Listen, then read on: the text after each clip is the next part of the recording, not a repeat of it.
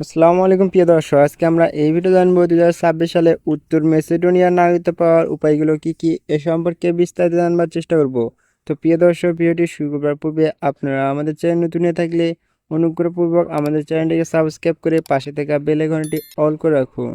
প্রিয় দর্শক, 2026 সালে উত্তর মেসিডোনিয়ার নাগরিকত্ব পাওয়ার উপায়গুলো হচ্ছে, প্রথমটি 2026 সালে আপডেট অনুযায়ী কোনো বিদেশি নাগরিক যদি বৈধভাবে রেসিডেন্ট পারমিট নিয়ে উত্তর মেসিডোনিয়ার টানা 7 বছর বসবাস করে, এক্ষেত্রে আপনি নাগরিকত্বের জন্য আবেদন করতে পারবেন।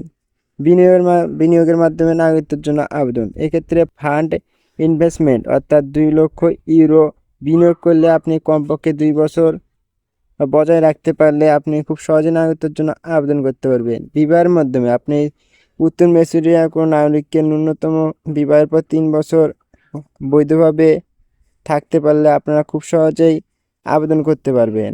এরপর রয়েছে বংশসূত্রে, আপনার যদি বাবা মা উভয়ই অথবা কোনো একজন উত্তর মেসিডোনিয়ার নাগরিকত্ব হয়, এক্ষেত্রে আপনি উপরোক্ত বংশসূত্রে আপনি খুব সহজে নাগরিকত্ব পেতে পারবেন।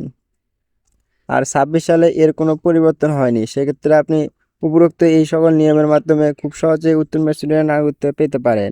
তো প্রিয় দর্শক, ভিডিওটি ভালো লাগলে আমাদের চ্যানেলটিকে সাবস্ক্রাইব করুন, আর যে কোনো তথ্য জানতে কমেন্ট বক্সে কমেন্ট করুন। আমাদের ভিডিওর মাধ্যমে কোনোভাবে একটু অনুপ্রাণিত হলে অবশ্যই আমাদের চ্যানেলটিকে সাবস্ক্রাইব করবেন। Thanks for watching this video.